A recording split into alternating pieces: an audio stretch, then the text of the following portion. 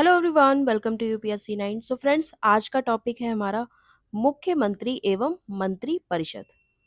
That means chief ministers and council of ministers से जितने भी रिलेटेड आपके पीवाईक्यूज पूछे गए हैं आपके स्टेट पीसीएस एग्जाम्स में, एंड जो यूपी पीसीएस कंडक्ट कराता है आरओ एंड एआरओ का प्रीलिम्स प्लस मेंस के अकॉर्डिंग आप इन पीवाईक्यूज को कर सकते हैं।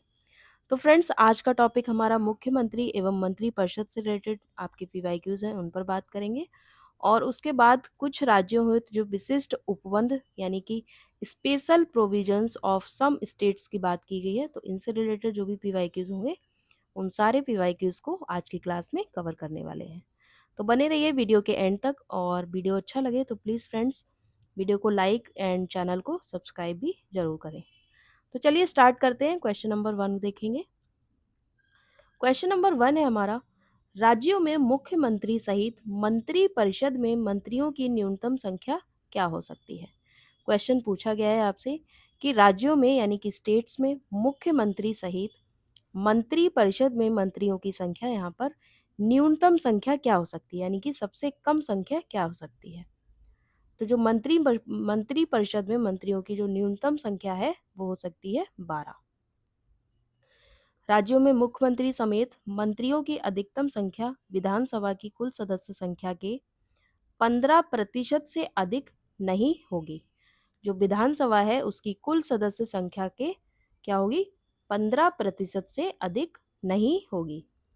किंतु राज्यों में मुख्यमंत्री समेत जो मंत्रियों की न्यूनतम संख्या है वो 12 से कम नहीं होगी, 15% से अधिक नहीं होगी, और जो राज्यों में जो मुख्यमंत्री समेत मंत्रियों की जो न्यूनतम संख्या है वो 12 से कम नहीं होगी।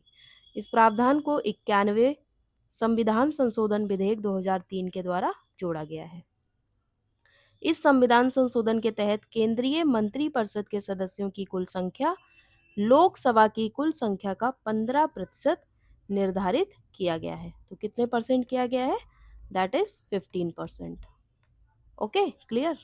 तो देखते हैं सेकंड क्वेश्चन। सेकंड क्वेश्चन है हमारा, कथन दिए गए हैं और उस पर आपको विचार करना है और उसके हिसाब से सही कोड का चयन करना है, सही उत्तर बताना है आपको। तो कथन दिया गया है हमारा, विधान परिषद की संरचना में निरंतरता का प्रावधान है। बिल्कुल है, तो ये कथन जो है वो बिल्कुल करेक्ट है। और कारण दिया गया है, उसके 1/3 सदस्य क्या है, प्रत्येक 2 वर्ष के बाद सेवानिवृत्त यानी कि रिटायर हो जाते हैं। तो बिल्कुल सही स्टेटमेंट है दोनों, और एक दूसरे को एक्सप्लेन भी कर रहे हैं, यानी कि स्पष्टीकरण भी दोनों का बिल्कुल सही है। तो यहाँ पर हो जाएगा ऑप्शन नंबर ए करेक्ट हो जाएगा। तो यहाँ पर क्या है, विधान परिषद के प्रत्येक सदस्य का जो कार्यकाल है वो कितना होता है, 6 वर्षों का होता है। किसका, विधान परिषद का। लेकिन प्रत्येक 2 वर्ष के बाद 1/3 सदस्य जो हैं वो क्या हो जाते हैं, सेवा निवृत्त हो जाते हैं। विधान परिषद एक स्थायी निकाय है। कैसा निकाय है विधान परिषद, तो ये एक स्थायी निकाय है और भंग नहीं किया जा सकता। विधान परिषद को क्या है, भंग नहीं किया जा सकता, लेकिन इसको क्या किया जा सकता है, समाप्त किया जा सकता है। किसको, विधान परिषद को। बोला गया है कि वर्तमान में 6 राज्यों में विधान परिषद अस्तित्व में है। First is Andhra Pradesh, Telangana, UP, Bihar, Maharashtra and Karnataka में। तो ये 6 राज्य हैं जहाँ पर क्या है, विधान परिषद अस्तित्व में है। नेक्स्ट बात करेंगे क्वेश्चन नंबर 3 की। तो क्वेश्चन नंबर 3 है, मुख्यमंत्री से संबंधित निम्नलिखित कथनों में से कौन सा कथन एक सही नहीं है। आपको बताना है कि इनमें से मुख्यमंत्री से संबंधित कौन सा कथन सही नहीं है। वह साधारणतः राज्यपाल द्वारा चयनित होता है, तो ये वाला स्टेटमेंट क्या हो जाएगा, इनकरेक्ट हो जाएगा। ओके, तो इसमें बोला गया है कि वह साधारणतः राज्यपाल के द्वारा चयनित होता है, तो ऐसा बिल्कुल भी नहीं है। तो ये वाला स्टेटमेंट क्या हो जाएगा, इनकरेक्ट हो जाएगा, यानी कि मुख्यमंत्री से संबंधित ये वाला स्टेटमेंट इनकरेक्ट है। आइए देखते हैं, मुख्यमंत्री को जो नियुक्ति है वो राज्यपाल के द्वारा की जाती है। साधारणतः वैसे व्यक्ति को मुख्यमंत्री नियुक्त किया जाता है जो विधानसभा में बहुमत दल का नेता होता है। मुख्यमंत्री ही शासन का प्रमुख प्रवक्ता है। मंत्री परिषदों की बैठकों की अध्यक्षता कौन करता है, मुख्यमंत्री करता है। राज्यपाल के सारे अधिकारों का प्रयोग भी क्या करता है, मुख्यमंत्री ही करता है। तो इसमें बोला गया है स्टेटमेंट में कि वह साधारणतः राज्यपाल के द्वारा चयनित होता है। तो राज्यपाल के द्वारा नियुक्ति की जाती है, चयनित नहीं। तो ये वाला स्टेटमेंट क्या हो जाएगा, रॉन्ग हो जाएगा। नेक्स्ट है 4, निम्नलिखित में से एक मुख्यमंत्री का राज्यपाल के प्रति कर्तव्य नहीं है। तो यहाँ पर बताना है कि इनमें से कौन सा एक मुख्यमंत्री का राज्यपाल के प्रति कर्तव्य नहीं है। फर्स्ट है अपने दल की नीतियों के बारे में सूचित करना, मंत्रिपरिषद के सभी विनिश्चयों को सूचित करना, प्रशासन संबंधी सूचनाओं का जानकारी देना, और लास्ट है विधान विषयक प्रस्तावनाओं के बारे में सूचित करना। तो यहाँ पर क्या हो जाएगा, ऑप्शन नंबर ए यहाँ पर करेक्ट हो जाएगा। अपने दल की नीतियों के बारे में सूचित करना ये किसका कार्य, वो किसका कर्तव्य नहीं है, एक मुख्यमंत्री का जो है राज्यपाल के प्रति ये वाला कर्तव्य नहीं है। तो आइए देखते हैं इसमें। संविधान के अनुच्छेद 167 के अनुसार प्रत्येक राज्य के मुख्यमंत्री का यह कर्तव्य होगा। तो मुख्यमंत्री के कर्तव्य किसमें बताए गए हैं, आर्टिकल 167 में। पहला है राज्य के कार्यों के प्रशासन संबंधी और विधान विषयक प्रस्तावनाओं संबंधी जो मंत्रिपरिषद के सभी विनिश्चय राज्यपाल को संसूचित करें। दूसरा है राज्य के कार्यों के प्रशासन संबंधी और विधान विषयक प्रस्तावनाओं संबंधी जो जानकारी राज्यपाल मांगे वह दे। तो ये किसका कार्य है, मुख्यमंत्री का। तीसरा है किसी विषय को जिस पर किसी मंत्री ने विनिश्चय कर दिया है किंतु मंत्रिपरिषद ने विचार नहीं किया है, राज्यपाल द्वारा अपेक्षा किए जाने पर परिषद के समक्ष विचार के लिए रखें। ये काम भी किसका है, मुख्यमंत्री का। यदि किसी मंत्री ने कोई सलाह राज्यपाल को दे दी है और मंत्रिपरिषद के समक्ष नहीं रखी है तो राज्यपाल को मुख्यमंत्री के माध्यम से यह शक्ति है कि वह उसे मंत्रिपरिषद के विचार के लिए क्या करे, निर्दिष्ट करे। इस प्रकार मुख्यमंत्री अपने दल की नीतियों के बारे में सूचित करने के लिए बाध्य नहीं है। नेक्स्ट है प्रश्न, क्वेश्चन नंबर 5 देखेंगे।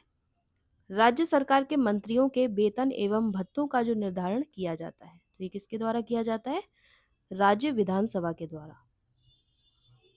राज्य विधानसभा के द्वारा बनाए गए वित्तीय अधिनियम के द्वारा ही राज्य सरकार के मंत्रियों के वेतन एवं भत्तों का निर्धारण किया जाता है, क्योंकि वित्त से संबंधित कोई विधेयक केवल विधानसभा में ही पेश किए जाते हैं।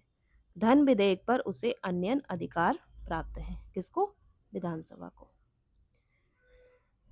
नेक्स्ट है प्रश्न 6, निम्नलिखित में से बताना है कौन उत्तर प्रदेश की प्रथम महिला मुख्यमंत्री बनी है। तो ये बनी है सुचेता कृपलानी जी। उत्तर प्रदेश की प्रथम महिला मुख्यमंत्री सुचेता कृपलानी थी। इनका कार्यकाल 2 अक्टूबर 1963 से लेकर 13 मार्च 1967 तक था। और प्रथम प्रधानमंत्री कौन है, तो ये है इंदिरा गांधी। वहीं बात करें तो सरोजनी नायडू की, तो ये कौन है, प्रथम महिला राज्यपाल हैं सरोजनी नायडू। कब से कब तक रही थी, तो ये रही थी 1947 से 49 तक। 1947 से 49 तक ये क्या रही हैं, राज्यपाल रही हैं यूपी की। देन अब बात करेंगे जो नेक्स्ट टॉपिक है हमारा, कुछ राज्यों हेतु विशिष्ट उपबंध यानी कि special provisions of some states की बात करेंगे। तो क्वेश्चन नंबर 1 है इसमें। सो फ्रेंड्स पहले तो आप वीडियो को लाइक करें और शेयर करें, और अगर वीडियो आपको अच्छा लग रहा है तो प्लीज़ वीडियो को लाइक शेयर और सब्सक्राइब जरूर करें, ठीक है। तो चलिए अब स्टार्ट करते हैं। क्वेश्चन नंबर 1 देखेंगे। जम्मू एवं कश्मीर के मुख्यमंत्री की कार्य अवधि होती है। यहाँ पर पूछा है जम्मू एवं कश्मीर के जो मुख्यमंत्री हैं उनकी कार्य अवधि कितनी होती है, तो ये होती है 6 वर्ष। प्रश्नकाल की स्थिति के अनुसार यहाँ पर बोला गया है जो जम्मू कश्मीर के मुख्यमंत्री का कार्यकाल 6 वर्ष का होता था। संविधान के भाग 21 के अनुच्छेद 370 में जम्मू एवं कश्मीर को विशेष राज्य का दर्जा प्रदान किया गया था। यहाँ का संविधान 1957 में लागू हुआ था। जम्मू कश्मीर राज्य के विधानमंडल में 2 सदन, विधानसभा तथा विधान परिषद है।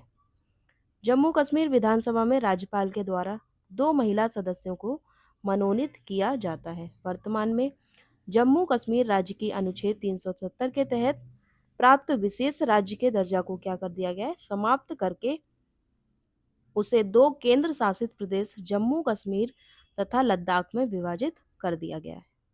इसकी स्थिति में ही इसकी स्थिति भी अन्य केंद्र शासित प्रदेशों दिल्ली व पुडुचेरी जैसी हो गई है। नेक्स्ट है क्वेश्चन नंबर 2। निम्न राज्यों में बताना है कौन एक विधानसभा के लिए 2 महिला सदस्यों को मनोनीत कर सकता है।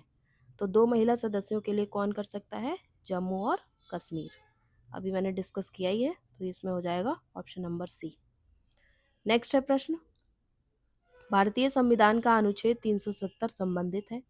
तो 370 किससे संबंधित है, जम्मू कश्मीर राज्य से। That is option number A यहाँ पर क्या हो जाएगा, करेक्ट हो जाएगा।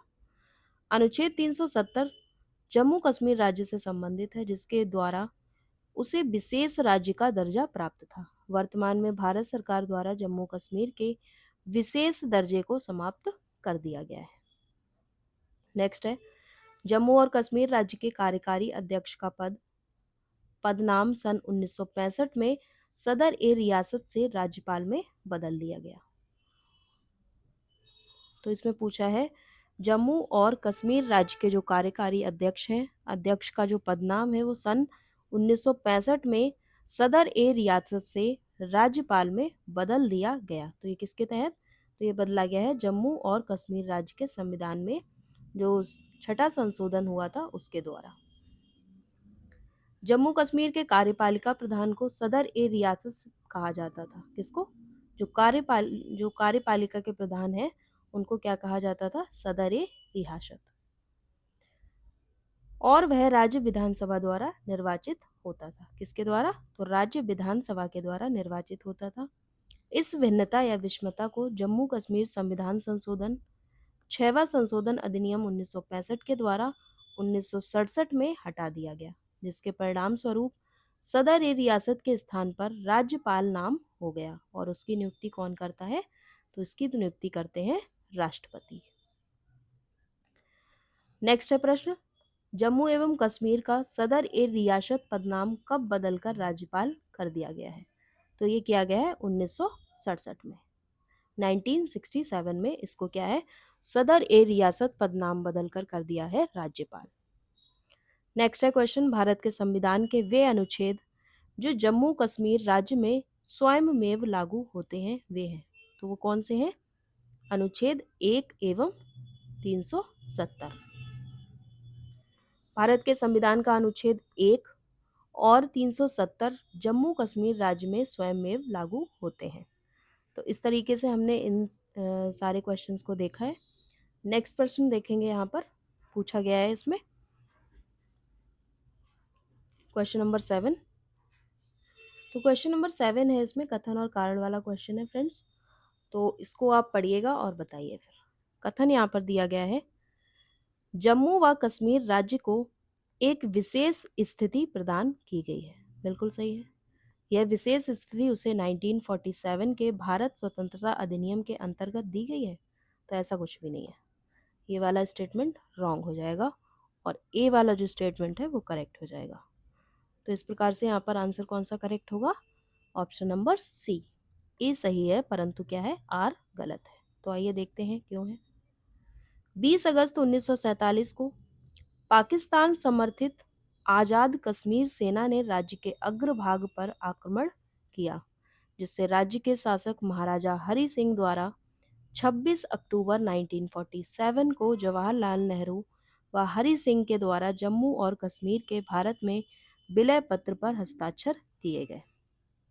भारत सरकार के आश्वासन अनुसार भारतीय संविधान में अनुच्छेद 370 सम्मिलित किया गया, जिसमें स्पष्ट तौर पर कहा गया कि जम्मू कश्मीर से संबंधित राज्य उपबंध केवल अस्थायी है, स्थायी नहीं है। क्या है, अस्थायी है।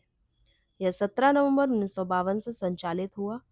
जम्मू कश्मीर का संविधान 17 नवंबर 1957 को अंगीकार किया गया तथा 26 जनवरी 1957 को क्या आया, प्रभाव में आया। वर्तमान में जम्मू कश्मीर की विशेष स्थिति का समापन कर दिया गया है। तो वर्तमान में क्या है, जो जम्मू कश्मीर की विशेष स्थिति है उसका समापन कर दिया गया है। नेक्स्ट है क्वेश्चन नंबर 8। भारत के संविधान के अनुच्छेद 371 खा में निम्न राज्यों में से किसके लिए विशेष उपबंध प्रावधानित है? तो किसके लिए विशेष उपबंध प्रावधानित है? तो ये है असम। यहाँ पे क्या हो जाएगा? ऑप्शन नंबर बी यहाँ पर करेक्ट हो जाएगा। संविधान के अनुच्छेद 371 ख के तहत असम राज्य को विशेष उपबंध प्राप्त है।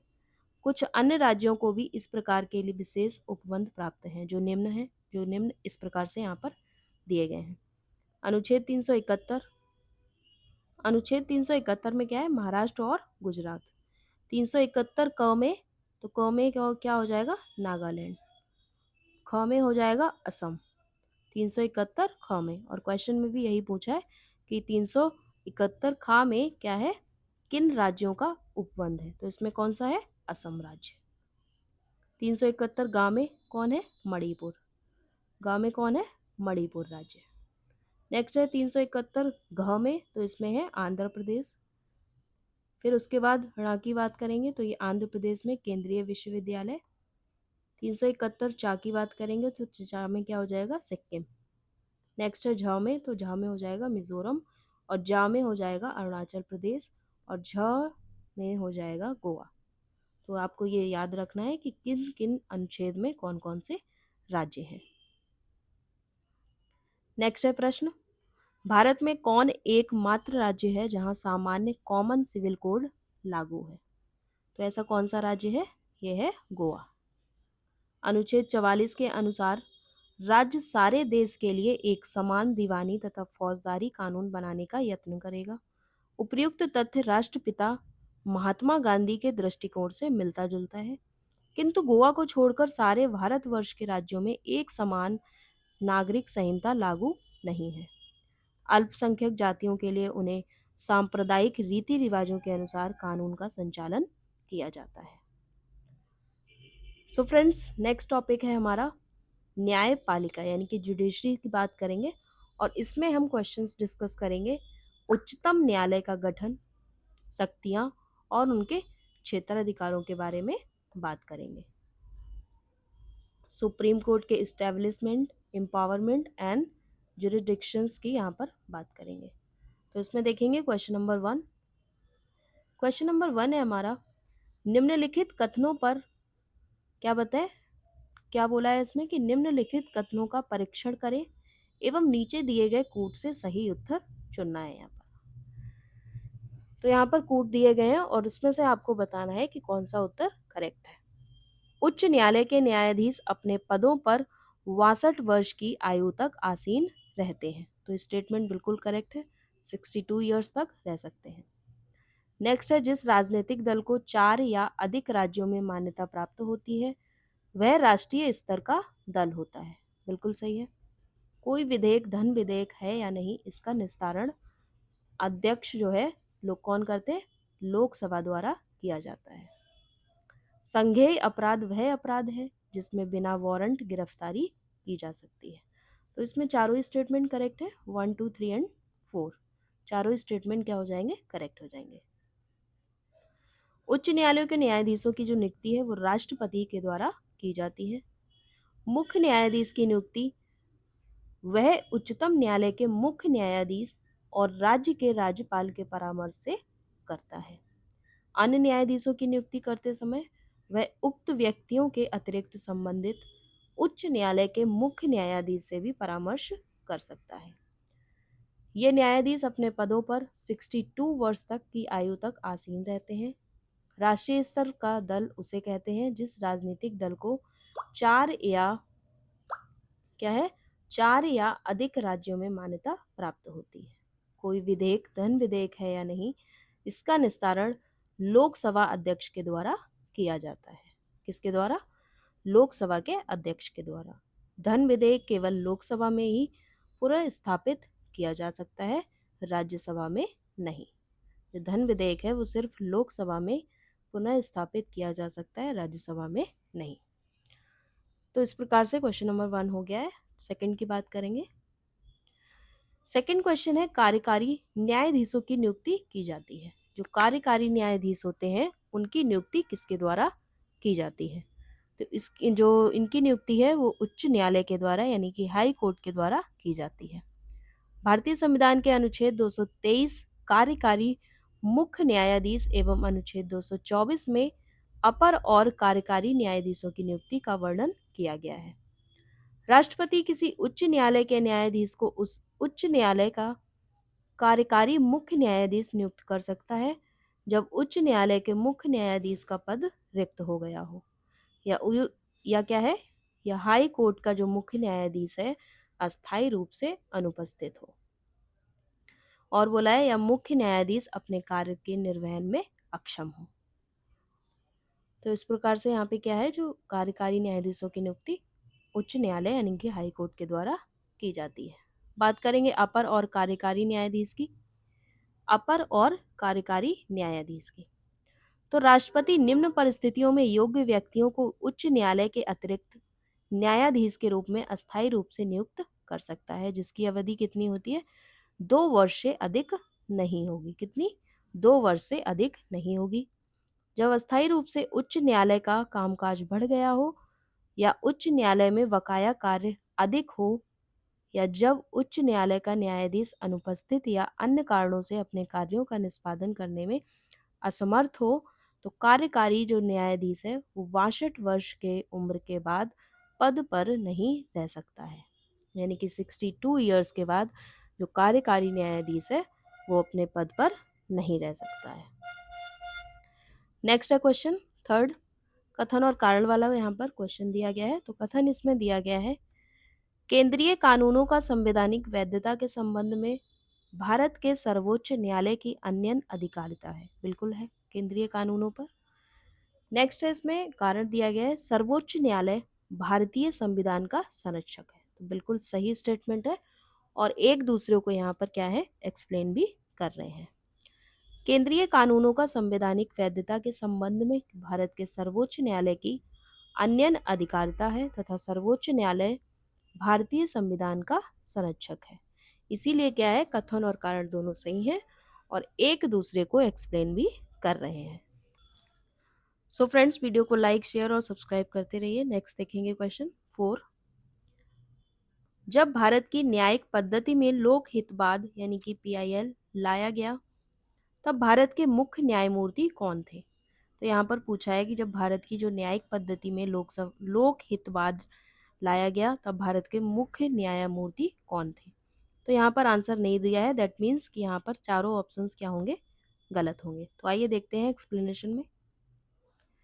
भारत में जनहित याचिका 1979 की शुरुआत का श्रेय न्यायमूर्ति PN भगवती तथा न्यायमूर्ति VR कृष्ण अय्यर को जाता है, जबकि तत्कालीन मुख्य न्यायाधीश यशवंत विष्णु चंद्रचूड़ 1975 से 85 थे।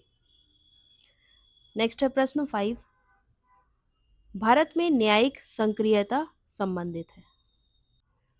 तो इसमें पूछा है कि भारत में न्यायिक सक्रियता संबंधित है, तो ये किससे संबंधित है, ये संबंधित है जनहित याचिका से। That is option number D क्या हो जाएगा, यहाँ पर करेक्ट हो जाएगा। तो आइए देखते हैं, भारत में जो न्यायिक सक्रियता का संबंध जनहित याचिका से है यदि कोई व्यक्ति या समाज का वर्ग जिसको विधिक क्षति पहुंचाई गई है या विधिक अधिकारों का अतिक्रमण हुआ है, अपनी निर्धनता अथवा किसी अन्य कारण से अपने संवैधानिक या विधिक अधिकारों के संरक्षण के लिए न्यायालय में जाने में असमर्थ है, तो समाज का कोई अन्य व्यक्ति या संघ न्यायालय में उसकी पहुंची विधिक क्षति के निवारण के लिए अनुच्छेद 32 के तहत आवेदन दे सकता है।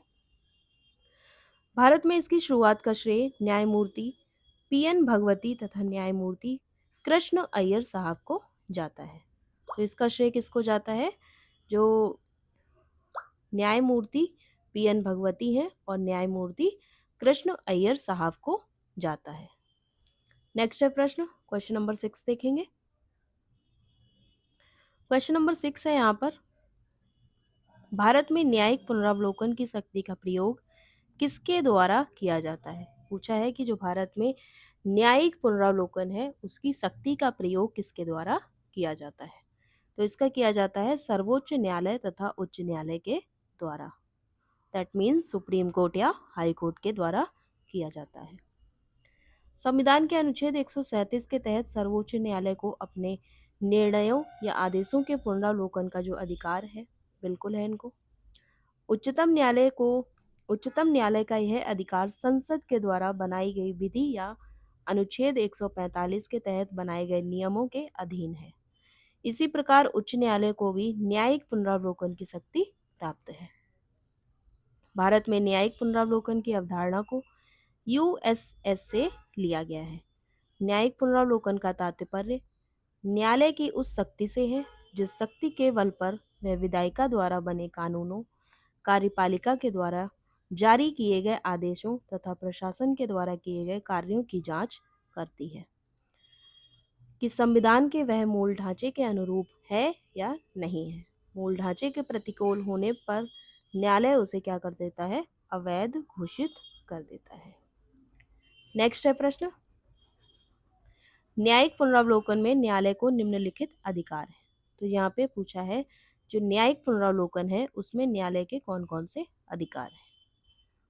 तो इसमें है यदि कोई कानून या आदेश संविधान के विपरीत हो तो उसे असंवैधानिक घोषित करना। यही ऑप्शन यहाँ पर करेक्ट हो जाएगा, ऑप्शन नंबर ए। जो न्यायिक पुनरावलोकन है उसमें न्यायालय के जो अधिकार है वो न्यायालय का अधिकार है यदि कोई कानून या आदेश संविधान के विपरीत हो, अपोजिट हो, तो उसे क्या कर दिया जाएगा? असंवैधानिक घोषित कर दिया जाएगा। That means option number A यहाँ पर क्या हो जाएगा? करेक्ट हो जाएगा। नेक्स्ट है क्वेश्चन, उच्चतम न्यायालय द्वारा सुनाए गए निर्णय या दिए गए आदेश के पुनरावलोकन के बारे में निम्नलिखित में से कौन सा कथन सही है, ये बताना है आपको। भारत के राष्ट्रपति को ऐसे निर्णय या आदेश के पुनरावलोकन का अधिकार प्राप्त है? तो नहीं। उच्चतम न्यायालय को अपने द्वारा सुनाए गए निर्णय या दिए गए आदेश का पुनरावलोकन करने की शक्ति प्राप्त है, बिल्कुल प्राप्त है। किसको? उच्चतम न्यायालय को। तो यहाँ पर क्या हो जाएगा? ऑप्शन नंबर बी यहाँ पर करेक्ट हो जाएगा। नेक्स्ट है क्वेश्चन, सर्वोच्च न्यायालय की किसी घोषित निर्णय अथवा पहले दिए गए आदेश पर पुनर्विचार की शक्ति किस आर्टिकल या अनुच्छेद में दी गई है? तो ये दी गई है आर्टिकल 137 में। किसमें? 137 में इसकी बात की गई है। नेक्स्ट है क्वेश्चन, भारत के सर्वोच्च न्यायालय को अपने द्वारा सुनाए गए निर्णय या दिए गए आदेश का जो पुनरावलोकन की शक्ति संविधान के किस अनुच्छेद के अंतर्गत आती है? तो ये आती है आर्टिकल 137 के। वही सेम क्वेश्चन है, रिपीट क्वेश्चन है ये। तो बात करेंगे नेक्स्ट क्वेश्चन की, भारत में न्यायिक पुनरावलोकन के अधिकार का प्रयोग किया जाता है। तो ये किसके द्वारा किया जाता है? हाई कोर्ट और सुप्रीम कोर्ट के द्वारा। सर्वोच्च न्यायालय व उच्च न्यायालयों के द्वारा जो है न्यायिक पुनरावलोकन का जो अधिकार है उसका प्रयोग किया जाता है। नेक्स्ट है प्रश्न, भारत का संघीय न्यायालय निम्नलिखित में से किस वर्ष में स्थापित किया गया था?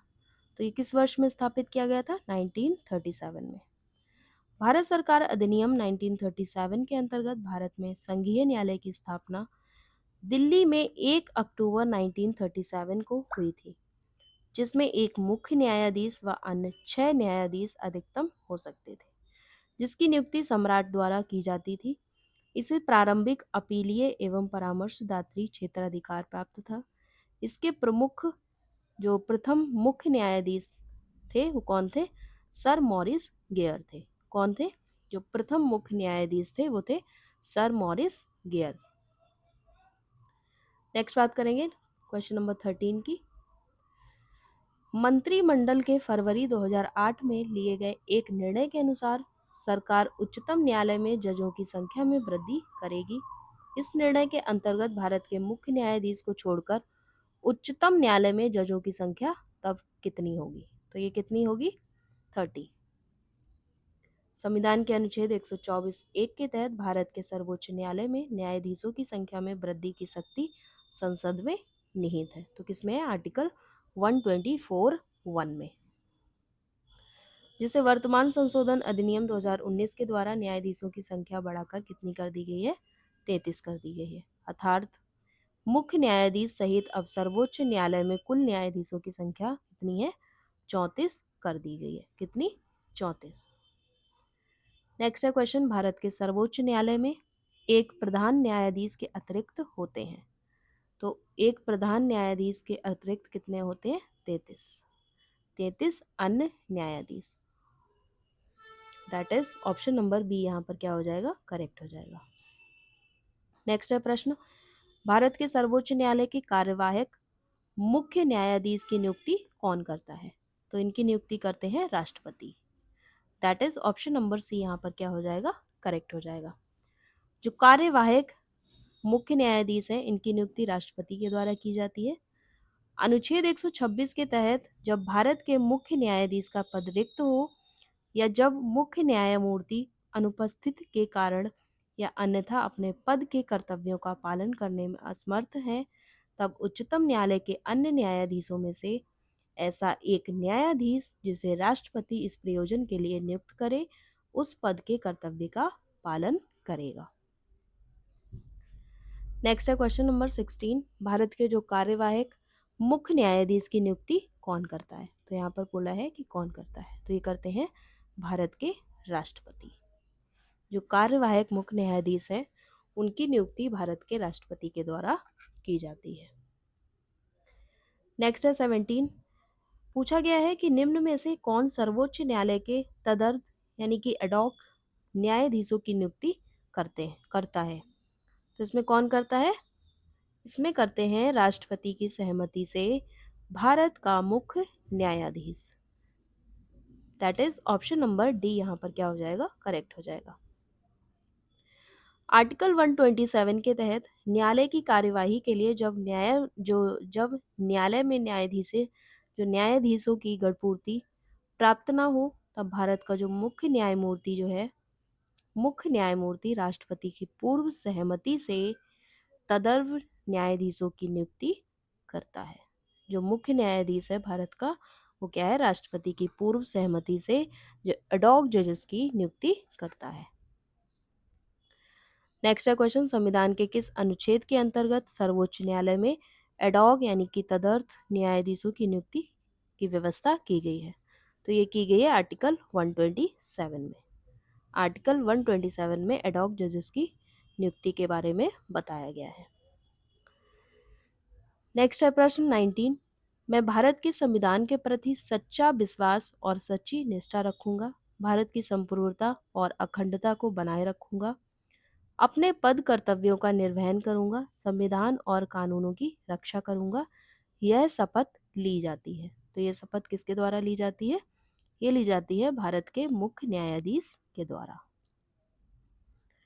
संविधान की तीसरी अनुसूची शपथ या प्रतिज्ञान के प्रारूप से संबंधित है, यानी कि तीसरी अनुसूची में बताया गया है शपथ के बारे में। थर्ड अनुसूची में तीसरी अनुसूची का प्रारूप 4 उच्चतम न्यायालय के न्यायाधीशों, मुख्य न्यायाधीश सहित द्वारा ली जाने वाली शपथ या किए जाने वाले प्रतिज्ञान से संबंधित है। भारतीय संविधान के अनुच्छेद 124(6) के अनुसार उच्चतम न्यायालय का न्यायाधीश नियुक्त होने वाला प्रत्येक व्यक्ति राष्ट्रपति के समक्ष या उसके द्वारा इस निर्मित नियुक्त व्यक्ति के समक्ष शपथ या प्रतिज्ञान लेता है। तो इस प्रकार से यहाँ पर क्या हो जाएगा, ऑप्शन नंबर बी करेक्ट हो जाएगा। ठीक है, तो नेक्स्ट देखेंगे क्वेश्चन 20, पूछा गया है कि भारतीय संविधान का संरक्षक कौन है? इसमें पूछा गया है कि जो भारतीय संविधान है उसका संरक्षक कौन है? तो इसमें है सर्वोच्च न्यायालय, that is supreme court. Bharat में संविधान की सर्वोच्चता के सिद्धांत को स्वीकार किया गया है। सर्वोच्च न्यायालय संविधान का क्या है, रक्षक है। कौन? Supreme court. और यह सरकार या किसी अन्य शक्ति द्वारा संविधान के प्रावधानों के उल्लंघन को रोकता है। कौन रोकता है? Supreme court. संविधान की व्याख्या करने का अंतिम अधिकार किसको होता है? सर्वोच्च न्यायालय को है। अनुच्छेद 137 के तहत सर्वोच्च न्यायालय को न्यायिक पुनरावलोकन का अधिकार दिया गया है। इसके अंतर्गत संसद या राज्य सरकार द्वारा बनाया गया कोई भी कानून जो संविधान के किसी प्रावधान के प्रतिकूल है उसे न्यायालय अमान्य घोषित कर सकता है। तो इस प्रकार से यहाँ पर क्या हो जाएगा, ऑप्शन नंबर डी यहाँ पर करेक्ट हो जाएगा, सुप्रीम कोर्ट। नेक्स्ट है क्वेश्चन 21, संविधान की व्याख्या करने का अंतिम अधिकार किसे होता है? तो ये अंतिम अधिकार किसको होता है? सर्वोच्च न्यायालय को। किसको होता है यहाँ पर? सर्वोच्च न्यायालय को यह अधिकार होता है। नेक्स्ट है उच्चतम न्यायालय में संविधान के निर्वाचन से संबंधित मामले की सुनवाई करने के लिए न्यायाधीशों की संख्या कम से कम कितनी होनी चाहिए? तो कम से कम कितनी होनी चाहिए? 5। उच्चतम न्यायालय में जो संविधान के निर्वाचन से संबंधित मामले की जो सुनवाई करने के लिए न्यायाधीशों की संख्या कम से कम 5 होनी चाहिए। संविधान के अनुच्छेद 145(3) में इस संबंध में उपबंध दिए गए हैं। इसमें दिए गए हैं आर्टिकल 145 के थर्ड पार्ट में। नेक्स्ट है क्वेश्चन नंबर 23। उच्चतम न्यायालय मामलों की सुनवाई नई दिल्ली में करता है, परंतु किसी अन्य स्थान पर भी सुनवाई कर सकता है। तो किसी अन्य स्थान पर सुनवाई कर सकता है किसके? तो इसमें हो जाएगा राष्ट्रपति के अनुमोदन से। राष्ट्रपति के अनुमोदन से क्या है, ये अन्य स्थान पर भी सुनवाई कर सकता है। संविधान के अनुच्छेद 130 के अनुसार उच्चतम न्यायालय दिल्ली में होगा अथवा ऐसे अन्य स्थान पर होगा जिसे भारत का मुख्य न्यायाधीश राष्ट्रपति के अनुमोदन से समय समय पर नियत करे। अभी तक केवल 2 बार सर्वोच्च न्यायालय दिल्ली के बाहर अधिविष्ट हुआ। प्रथम बार हैदराबाद में 1950 में और दूसरी बार श्रीनगर में 1954 में। तो ये 2 बार क्या हुआ है, दिल्ली के बाहर 2 बार अधिविष्ट हुआ है। प्रथम हुआ है हैदराबाद में 1950 में और 1954 में हुआ है श्रीनगर में। नेक्स्ट है क्वेश्चन, सेवानिवृत्त यानी कि रिटायर होने के पश्चात सर्वोच्च न्यायालय का जो न्यायाधीश हैं वकालत कर सकते हैं। तो ये किस में कर सकते हैं? किसी भी न्यायालय में नहीं। यहाँ पर दिया गया है जो सर्वोच्च न्यायालय के न्यायाधीश हैं वो रिटायर होने के बाद भारत के किसी भी न्यायालय में वकालत नहीं कर सकते हैं। नेक्स्ट है प्रश्न 25। सर्वोच्च न्यायालय का न्यायाधीश अपना पद त्याग सकता है पत्र लिखकर। तो ये किसको लिखकर पद त्याग कर सकता है? राष्ट्रपति को। किसको कर सकता है? राष्ट्रपति को अपना त्याग पत्र दे सकता है। सर्वोच्च न्यायालय का न्यायाधीश अपना त्याग पत्र किसको सौंपता है? राष्ट्रपति को सौंपता है। नेक्स्ट है, उच्चतम न्यायालय के न्यायाधीशों का वेतन निर्धारण किया जाता है। तो इनका निर्धारण किसके द्वारा किया जाता है? ये किया जाता है पार्लियामेंट के द्वारा, संसद के द्वारा इनके वेतन का निर्धारण किया जाता है। उच्चतम न्यायालय के न्यायाधीशों को ऐसे वेतनों का संदाय किया जाएगा जिन्हें संसद विधि के द्वारा विनिश्चित करे और जब तक ऐसा विनिश्चय नहीं किया जाता दूसरी सूची में विनिर्दिष्ट वेतन दिए जाएंगे, अनुच्छेद 125 में। नेक्स्ट है, भारतीय संविधान के निम्नलिखित अनुच्छेदों में से कौन सर्वोच्च न्यायालय द्वारा संविधान के अनुलंघनीय मौलिक ढांचा घोषित किए गए हैं? तो ये कि कौन कौन से हैं अनुच्छेद इसमें? एक तो है आर्टिकल 32, दूसरा है आर्टिकल 227 यानी कि 227 एंड तीसरा है 226। ठीक है, तो इसमें ये हो जाएगा 1, 2 एंड 3, यहाँ पर क्या हो जाएगा? करेक्ट स्टेटमेंट हो जाएंगे। अनुच्छेद 32 में संवैधानिक उपचारों का मौलिक अधिकारों को सर्वोच्च न्यायालय द्वारा लागू कराने की शक्ति किसमें है? आर्टिकल 32 में। नेक्स्ट है आर्टिकल 226। इसमें दिया गया है कुछ रिट निकालने की उच्च न्यायालय की शक्तियों के बारे में बताया गया है। 226 में हाई कोर्ट की बात की गई है। नेक्स्ट है आर्टिकल 227। तो 227 में क्या है? सभी न्यायालयों के अधीक्षण की जो उच्च न्यायालय की शक्ति के बारे में इसमें बताया है। बोला गया है कि उपरोक्त तीनों अनुच्छेदों में से केशवानंद भारती बाद में अनुलंघनीय मौलिक ढांचा घोषित किया गया है, जबकि अनुच्छेद 245 संसद द्वारा और राज्य के विधानमंडलों के द्वारा बनाई गई विधियों के विस्तार से संबंधित है। कौन सा? आर्टिकल 245, ये वाला article. Okay, so friends, I hope आपको सारे डाउट्स क्लियर हो रहे होंगे धीरे धीरे। तो इसी तरीके से आप सारे PYQs को सॉल्व करते रहिए, जिससे कि आपके सारे फैक्ट भी रेडी हो जाएंगे और आपके जो डाउट्स हैं टॉपिक से रिलेटेड वो भी क्लियर होते चले जाएंगे। तो इसके लिए आप पहले वीडियो को लाइक कर दें और शेयर कर दें और चैनल को भी सब्सक्राइब कर दें। ठीक है, तो चलिए करते हैं नेक्स्ट क्वेश्चन 28। केंद्र तथा राज्यों के विवादों का समाधान करना भारतीय सर्वोच्च न्यायालय के जिस क्षेत्राधिकार के अंतर्गत आता है वह कौन सा है? तो वह है कौन सा है? प्रारंभिक। कौन सा है इसमें? प्रारंभिक। तो आइए देखते हैं इसमें जो एक्सप्लेनेशन के साथ इसको अच्छे से समझते हैं। परिसंघ का संविधान विभिन्न सरकारों के बीच न्यायकर्ता के रूप में एक न्यायालय की व्यवस्था करता है। अनुच्छेद 131 के द्वारा यह भूमिका और अधिकारिता उच्चतम न्यायालय को सौंपी गई है। उसे निम्नलिखित विवादों में प्रारंभिक अधिकारिता है जो किसी अन्य न्यायालय को नहीं है। तो आइए देखते हैं कौन कौन सी है। भारत सरकार और एक या अधिक राज्यों के बीच, या दूसरा, एक और भारत सरकार और किसी राज्य या राज्यों और दूसरी ओर एक या अधिक अन्य राज्यों के बीच, या दो या अधिक राज्यों के बीच विवाद। विवाद में विधि या तथ्य का कोई ऐसा प्रश्न अंतर्वलित होना चाहिए जिस पर किसी विधिक अधिकार का अस्तित्व या विस्तार निर्भर है। सो फ्रेंड्स, नेक्स्ट देखेंगे 29 क्वेश्चन। 29 है क्वेश्चन जो है उच्चतम न्यायालय यानी कि सुप्रीम कोर्ट। सुप्रीम कोर्ट का प्रारंभिक क्षेत्राधिकार भारतीय संविधान के निम्नलिखित में से किस अनुच्छेद में उल्लेखित है? तो ये किस अनुच्छेद में उल्लेखित है? यह है आर्टिकल 131 में। आर्टिकल 131 में क्या है? जो सुप्रीम कोर्ट है उसका प्रारंभिक क्षेत्राधिकार जो है वो उल्लेखित है। नेक्स्ट है प्रश्न, भारतीय संविधान का कौन सा अनुच्छेद संवैधानिक विवाद में सर्वोच्च न्यायालय के अपीलीय क्षेत्राधिकार से संबंधित है? तो यह है आर्टिकल 134 ए को मिलाकर अनुच्छेद 132 को पढ़ाना। ठीक है, ये थोड़ा कॉम्प्लिकेटेड क्वेश्चन है तो आप इसको अच्छे से समझिए। देखिए, बात करेंगे तो इसमें अनुच्छेद 132 एक में स्पष्ट उल्लेखित है कि भारत के एक राज्य क्षेत्र में किसी सिविल, दांडिक या अन्य कार्रवाई में दिए गए किसी निर्णय, डिक्री या अंतिम आदेश की अपील क्या है? उच्चतम न्यायालय में होगी। तो ये अपील जो है वो किस में होगी? उच्चतम न्यायालय में होगी। तो इसको क्या कहे? आपको जो अनुच्छेद 134 ए है उसको मिलाकर किस में पढ़ना? अनुच्छेद 132 को पढ़ना।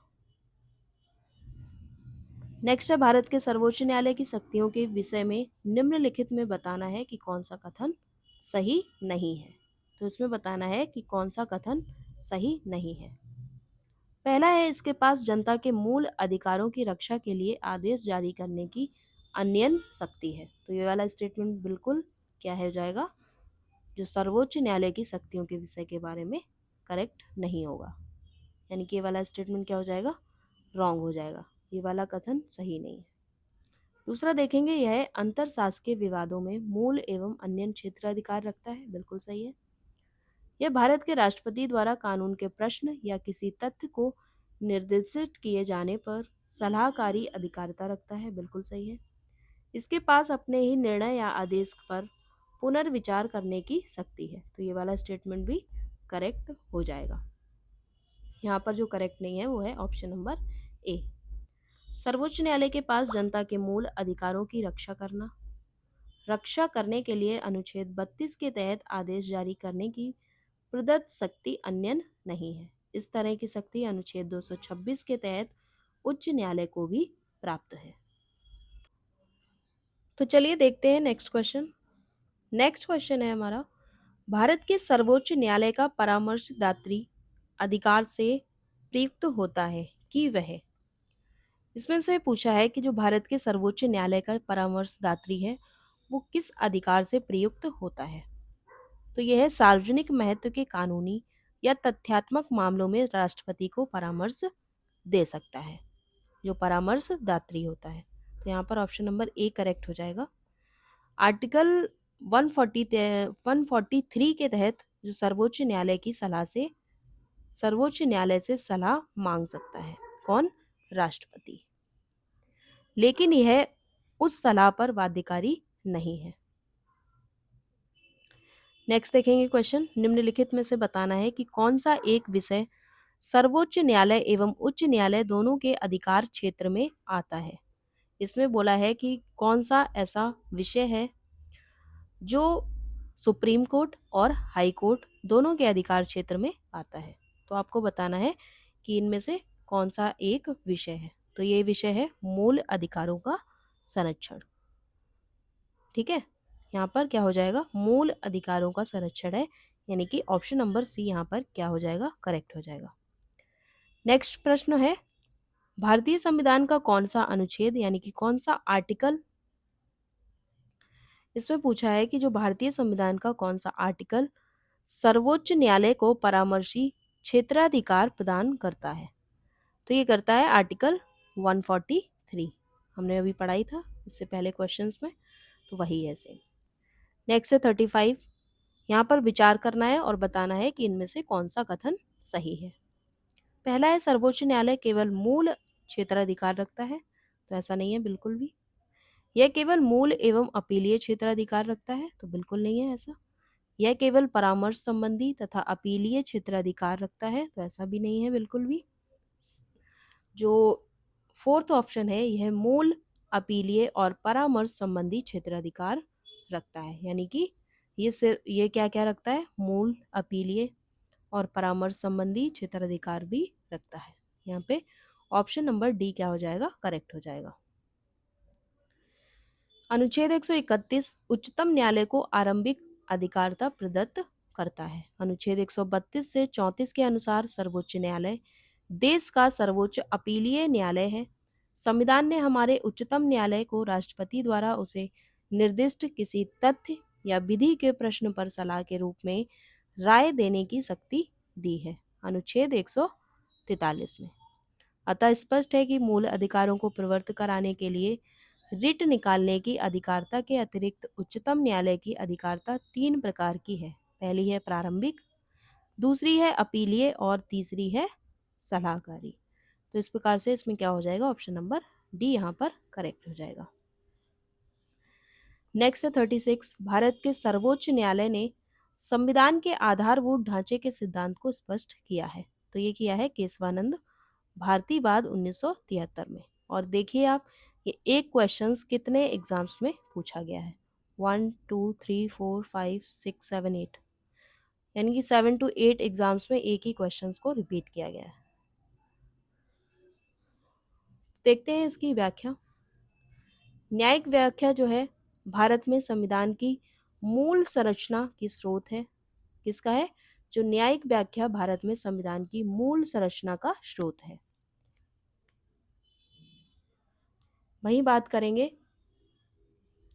तो केशवानंद भारती बनाम केरल राज्यवाद 1973 के माध्यम से सर्वोच्च न्यायालय ने भारतीय संविधान के आधारभूत ढांचे के सिद्धांत को स्पष्ट किया है। इस बात के अंतर्गत सर्वोच्च न्यायालय ने संविधान के मूल ढांचे के सिद्धांत का प्रतिपादन किया, जिसके अनुसार उसे अक्षुण्ण बनाए रखते हुए भी भारतीय संसद संविधान संशोधन की शक्ति का प्रयोग कर सकती है। ठीक है, तो इस प्रकार से अब नेक्स्ट क्वेश्चन देखेंगे। भारत में संविधान की मूल संरचना बुनियादी ढांचा के सिद्धांत का स्रोत है। तो जो बुनियादी ढांचा है उसके सिद्धांत का स्रोत यहाँ पर बताना है कि कौन सा है। तो ये है न्यायिक व्याख्या, that is option number B यहाँ पर क्या हो जाएगा, करेक्ट हो जाएगा। नेक्स्ट प्रश्न है, भारत का सर्वोच्च न्यायालय एक अभिलेख न्यायालय है, इसका आशय किससे है। तो इसका आशय है इसके सभी निर्णयों का साक्ष्यात्मक मूल्य होता है और इस पर किसी भी न्यायालय में प्रश्न चिन्ह नहीं लगाया जा सकता। तो इसमें क्या हो जाएगा, ऑप्शन नंबर बी यहाँ पर क्या हो जाएगा, करेक्ट हो जाएगा। संविधान का अनुच्छेद 129 सर्वोच्च न्यायालय को अभिलेख न्यायालय का प्रथम स्थान प्रदान करता है। इसका तात्पर्य यह है कि ऐसे न्यायालय के निर्णय और कार्यवाहियां लिखित होती हैं और इन निर्णयों को संजोए रखा जाता है ताकि भविष्य में अधीनस्थ न्यायालय के समक्ष पूर्ण निर्णय के रूप में प्रस्तुत किया जा सके। इन्हें किसी भी न्यायालय में प्रस्तुत किए जाने पर उनकी प्रामाणिकता के विषय में प्रश्न नहीं उठाया जा सकता। भारतीय संविधान उच्चतम न्यायालय एवं उच्च न्यायालय को यह शक्ति प्रदान करता है। नेक्स्ट है प्रश्न, भारत के नीचे दिए गए न्यायालयों में से किसे या किन्हें अभिलेख न्यायालय माना जाता है? तो ये माना जाता है उच्च न्यायालयों यानी कि high courts and supreme court को। तो यहाँ पे क्या हो जाएगा? ऑप्शन नंबर सी यहाँ पर करेक्ट हो जाएगा। नेक्स्ट है क्वेश्चन, लाभ का पद परिभाषित हुआ है। लाभ का पद जो है वो परिभाषित हुआ है, तो ये किसके द्वारा हुआ है? सर्वोच्च न्यायालय के द्वारा। That is option number B यहाँ पर क्या हो जाएगा? करेक्ट हो जाएगा। सो फ्रेंड्स, यहाँ पर देखते हैं व्याख्या इसकी। लाभ के पद का उल्लेख संविधान के अनुच्छेद 102 1 ए में हुआ है, किंतु लाभ का पद पदावली की संविधान में या लोक प्रतिनिधित्व अधिनियम 1951 में कोई परिभाषा नहीं दी गई है। इसके अर्थ को न्यायिक निर्णयों के द्वारा ही समझा जा सकता है। सर्वोच्च न्यायालय द्वारा समय समय पर विभिन्न मामलों में लाभ के पद को परिभाषित किया गया है। जैसे जैसे क्या है? रवाना शुवाना बनाम जीएस कग्गीरप्पा 1944, देवराव बनाम केशव लक्ष्मण 1957 आदि के मामलों में। नेक्स्ट है क्वेश्चन, कोई भी संविधान संशोधन कानून भारतीय सर्वोच्च न्यायालय द्वारा असंवैधानिक घोषित किया जा सकता है यदि वह यहाँ पर बताना है कि क्या है। यदि वह कार्यकारिणी की संसदीय व्यवस्था के स्थान पर अध्यात्मक व्यवस्था रखता है। कैसी? अध्यात्मक। ओके, तो यहाँ पर क्या हो जाएगा? ऑप्शन नंबर सी यहाँ पर करेक्ट हो जाएगा। संसदीय व्यवस्था संविधान का मूल ढांचा है। कौन सी व्यवस्था? संसदीय व्यवस्था। यदि इसमें कोई छेड़छाड़ किया जाता है तो सर्वोच्च न्यायालय उसे असंवैधानिक घोषित कर सकता है। नेक्स्ट है प्रश्न, निम्नलिखित में से बताना है किसने भारतीय सर्वोच्च न्यायालय को समान कार्य के लिए समान वेतन का मौलिक अधिकार निगमन करने हेतु सक्षम किया है? तो ये क्या है? तो इसमें क्या हो जाएगा? संविधान की प्रस्तावना में प्रयुक्त समाजवादी शब्द, ए को संविधान के अनुच्छेद 14 के साथ मिलाकर पढ़ना, यानी कि जो ए ये वाला ऑप्शन है इसको क्या है? अनुच्छेद 14 के साथ पढ़ना। नेक्स्ट है ए को संविधान के अनुच्छेद 16 के साथ मिलाकर पढ़ना। तो इस प्रकार से इसमें ऑप्शन हो जाएगा ए बी सी सभी को मिलाकर पढ़ना। देखिए फ्रेंड्स, इस तरह का बहुत ही कम ही अब इस टाइप के क्वेश्चंस बनते हैं। ये पहले का पैटर्न ऐसा हुआ करता था, तो काफ़ी थोड़ा ट्रिकी क्वेश्चन है ये। पहले इसका एक्सप्लेनेशन देखते हैं। फिलहाल इसमें ऑप्शन नंबर डी यहाँ पर क्या हो जाएगा? करेक्ट हो जाएगा। 42वें संविधान संशोधन में समाजवादी शब्द हमारे गणतंत्र की विशेषता दर्शाने के लिए प्रस्तावना में समाहित किया गया। अनुच्छेद 14 से अनुच्छेद 18 तक अनु क्या है? नागरिकों को समानता का अधिकार देने की बात करते हैं। इन सारी बातों ने सर्वोच्च न्यायालय को समान कार्य के लिए समान वेतन का मौलिक अधिकार नियमन करने हेतु सक्षम किया है। नेक्स्ट है प्रश्न, जनहित याचिका की शुरुआत किसके द्वारा की गई है?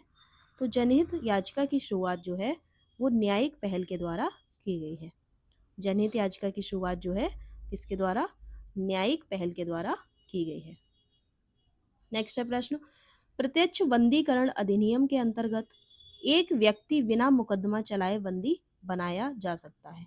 तो ये बनाया जा सकता है कितने के लिए? 3 माह के लिए, यानी कि 3 महीने के लिए। प्रत्यक्ष बंदीकरण के अधिनियम के अंतर्गत एक व्यक्ति बिना मुकदमा चलाए अधिकतम 3 माह के लिए बंदी बनाया जा सकता है। आर्टिकल 22 खंड 4 में इस संबंध में क्या बताया गया? उपबंध बताया गया है। नेक्स्ट है प्रश्न 45, व्यक्तिगत स्वतंत्रता के लिए उच्च न्यायालय निम्नलिखित में से किस रिट को जारी कर सकता है? यहाँ पर पूछा है कि जो व्यक्तिगत स्वतंत्रता है उसके लिए जो हाई कोर्ट है वो किन रिटों को जारी कर सकता है? तो ये कर सकता है बंदी प्रत्यक्षीकरण को। That is option number c यहाँ पर क्या हो जाएगा? करेक्ट हो जाएगा। किसी व्यक्ति को अवैध रूप से बंदी बनाए जाने पर उसे स्वतंत्रता प्रदान करने के लिए बंदी प्रत्यक्षीकरण रिट जारी करने क्या है? की जाती है। इस लेख के द्वारा न्यायालय बंदीकरण करने वाले व्यक्ति को यह आदेश देता है कि वह बंदी किए गए व्यक्ति को सशरीर नियत स्थान तथा नियत समय पर उपस्थित करे।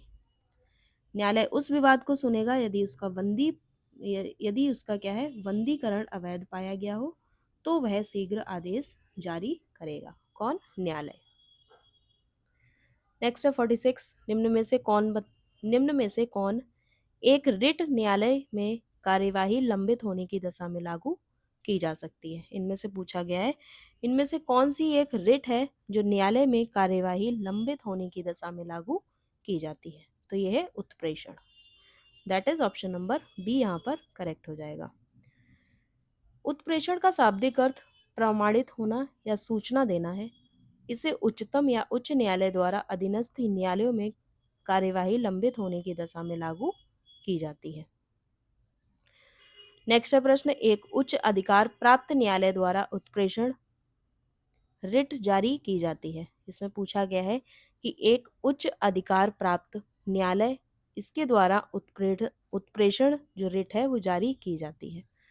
तो यह है एक अधीनस्थ न्यायालय को कि वह पुनरीक्षण यानी कि रिव्यू हेतु एक मामले विशेष की कार्यवाही का अभिलेख उन्हें हस्तांतरित कर दे। तो इसमें हो जाएगा ऑप्शन नंबर ए यहाँ पर करेक्ट हो जाएगा।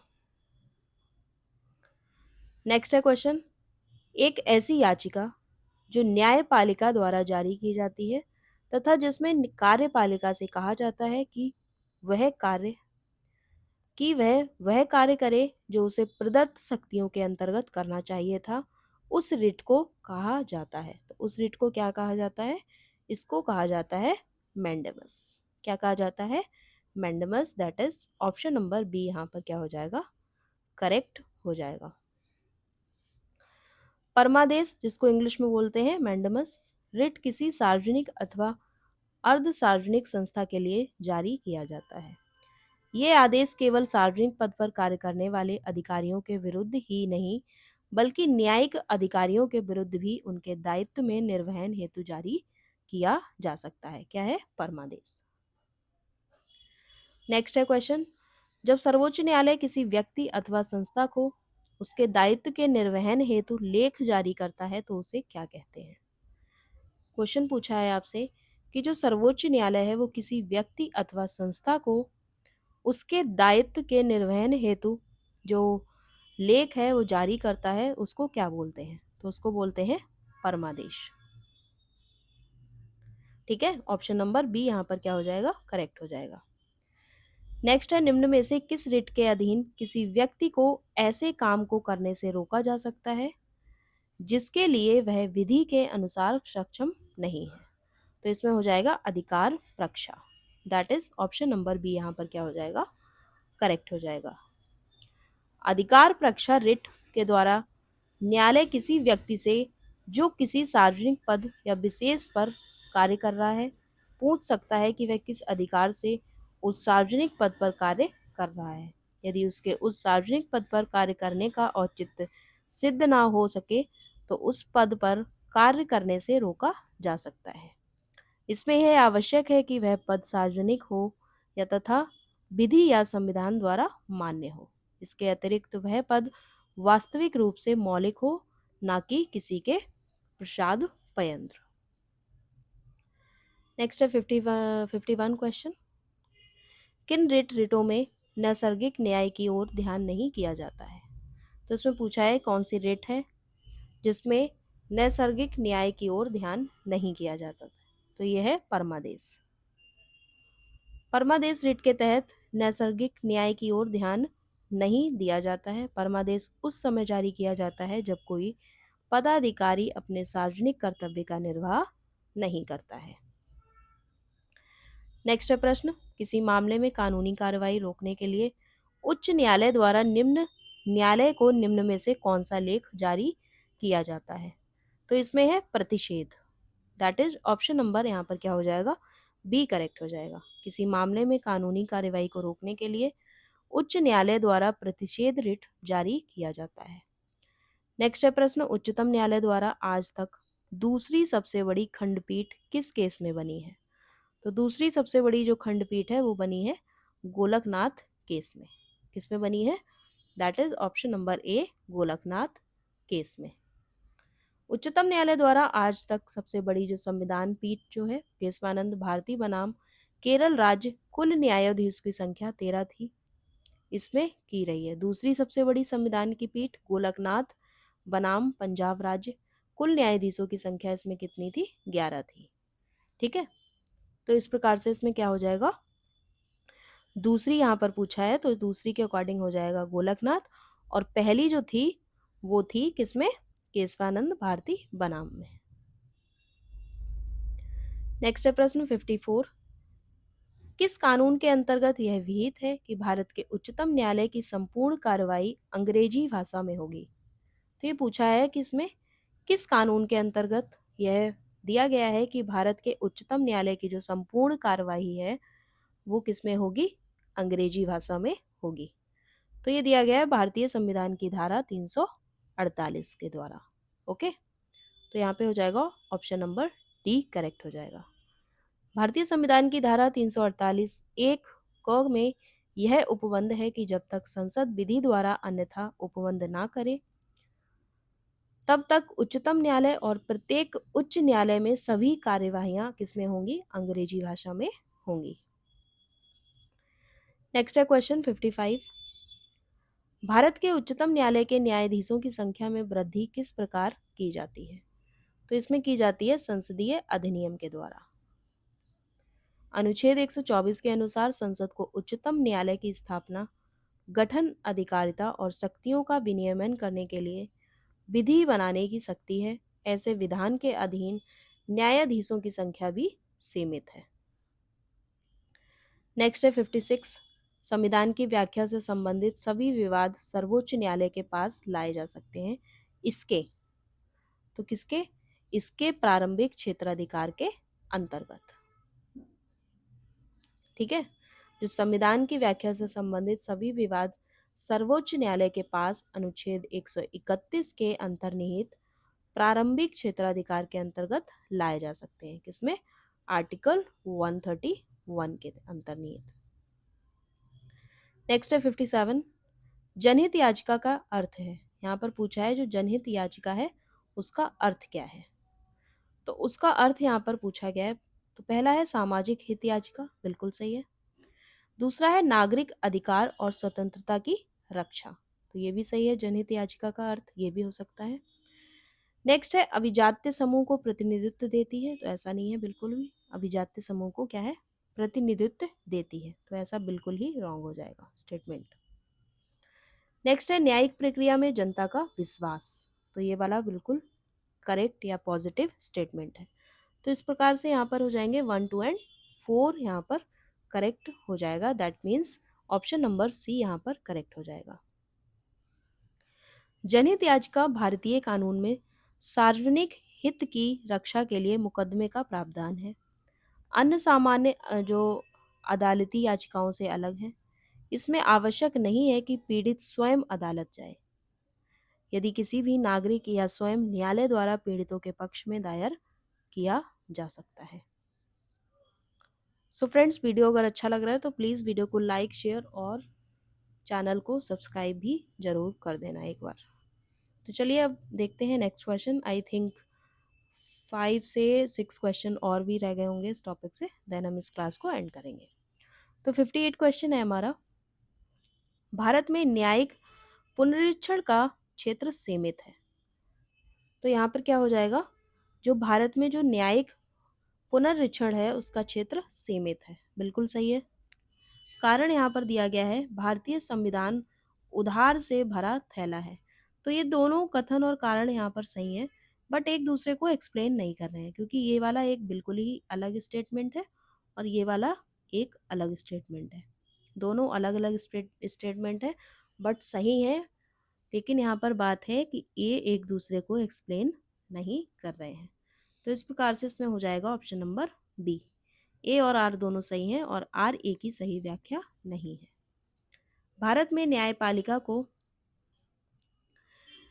इसमें बोला है कि जो भारत में न्यायपालिका को न्यायिक पुनरीक्षण की शक्ति प्राप्त है।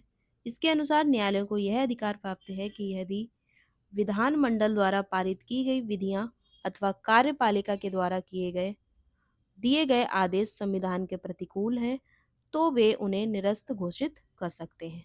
इसके अतिरिक्त भारतीय संविधान विभिन्न देशों के स्रोतों से लिया गया है, अतः क्या है, भारतीय संविधान को उधार से भरा थैला कहा जाता है। बट यहाँ पर ये भी बोला है कि जो यूपीपीसीएस ने क्या दिया है, बी को उत्तर माना था। कौन सा है बी? ये वाला। ए और बी सही है और क्या है, व्याख्या नहीं है। नेक्स्ट है प्रश्न 59। जनहित याचिका PIL भारत के उच्च न्यायालय द्वारा किस अनुच्छेद के अंतर्गत स्वीकार की जाती है? तो ये की जाती है आर्टिकल 226 के तहत। जनहित याचिका जो है PIL भारत के उच्च न्यायालय के द्वारा भारतीय संविधान के अनुच्छेद 226 के अंतर्गत क्या की जाती है, स्वीकार की जाती है। नेक्स्ट है प्रश्न, वह एक अनुच्छेद जिसे सर्वोच्च न्यायालय ने इस प्रकार व्याख्यापित कर दिया है कि उसमें समस्त कल्पनीय मानवाधिकार सम्मिलित हो गए हैं, तो वह कौन सा है? तो वह है अनुच्छेद 21। भारतीय संविधान का अनुच्छेद 21 प्राण एवं दैहिक स्वतंत्रता के संरक्षण से संबंधित है। इसके तहत सर्वोच्च न्यायालय ने समस्त कल्पनीय मानवाधिकार को सम्मिलित किया है। नेक्स्ट है क्वेश्चन 61। कथन और कारण वाला यहाँ पर क्वेश्चन दिया गया है, तो आइए देखते हैं इसको। कथन यहाँ पर दिया गया है, भारतीय नागरिकों के अधिकारों को संरक्षित करने में उच्च न्यायालय सर्वोच्च न्यायालय की अपेक्षा बढ़िया स्थिति में है। तो कथन यहाँ पर क्या है, जो भारतीय नागरिकों के अधिकारों को संरक्षित करने में उच्च न्यायालय सर्वोच्च न्यायालय की अपेक्षा बढ़िया स्थिति में है। कारण यहाँ पर दिया गया है जो कि सर्वोच्च न्यायालय केवल मौलिक अधिकारों के संरक्षण के लिए ही परमादेश जारी कर सकता है। तो बिल्कुल सही है दोनों स्टेटमेंट, और क्या है, एक दूसरे को एक्सप्लेन भी कर रहे हैं यहाँ पर। तो यहाँ पर क्या हो जाएगा, ऑप्शन नंबर ए करेक्ट हो जाएगा। भारतीय नागरिकता के अधिकारों को संरक्षित करने में उच्च न्यायालय सर्वोच्च न्यायालय की अपेक्षा बढ़िया स्थिति में है। सर्वोच्च न्यायालय को भारतीय संविधान का रक्षक कहा जाता है। अनुच्छेद 32 के तहत जहां सर्वोच्च न्यायालय मूल अधिकारों के संबंध में रिट जारी करने की अधिकारिता रखता है, वहीं उच्च न्यायालय यानी कि हाई कोर्ट जो है वो अनुच्छेद 226 के तहत मूल अधिकार के अतिरिक्त अन्य क्षेत्रों में भी रिट जारी कर सकता है। किसमें? हाई कोर्ट में क्या है, आर्टिकल 226। कितना है, आर्टिकल 226 में आप क्या कर सकते हैं, रिट को जारी कर सकते हैं हाई कोर्ट में। वहीं 32 क्या है, 32 में आप जारी कर सकते हैं, क्या है, किसमें, सुप्रीम कोर्ट में। ये दिया गया है जो आर्टिकल 32 है उसके तहत सर्वोच्च न्यायालय मूल अधिकारों के संबंध में रिट जारी करने की अधिकारिता रखता है। नेक्स्ट है प्रश्न 62। 62 में भी क्या है, कथन और कारण यहाँ पर दिए गए हैं, तो आइए देखते हैं। कथन है, संविधान के क्षेत्र की निश्चितता एवं विस्तार में वृद्धि भारत में हुए न्यायिक निर्णयों के कारण हुई है। बिल्कुल सही है स्टेटमेंट। कारण यहाँ पर दिया गया है क्योंकि भारत में न्यायिक निर्णयों ने संवैधानिक प्रावधानों की परिभाषा तथा व्याख्या की है। तो यहाँ पर भी स्टेटमेंट बिल्कुल करेक्ट है, ए और आर दोनों करेक्ट हैं और दोनों एक्सप्लेन भी कर रहे हैं एक दूसरे को। तो संविधान के अंतर्गत जो न्यायपालिका को सर्वोच्च माना गया है, यह कार्यपालिका का विधायिका के बीच एक संतुलन चक्र स्थापित करने का कार्य करती है। संविधान के क्षेत्र की निश्चितता एवं विस्तार में वृद्धि भारत में हुई न्यायिक निर्णयों के कारण हुई है। जैसे केशवानंद भारती बनाम भारत संघ 1973 का निर्णय भारतीय संविधान के मूल ढांचे को बनाए रखने का मील का पत्थर साबित हुआ है। आज PIL के माध्यम से न्यायिक सक्रियता का विस्तार दिन प्रतिदिन बढ़ता जा रहा है। विदित है कि इन न्यायिक निर्णयों में संविधान के प्रावधानों की परिभाषा तथा व्यवस्था को आधार बनाया जाता है। नेक्स्ट और लास्ट क्वेश्चन है इस सीरीज का, तो डिस्कस करते हैं 63 क्वेश्चन।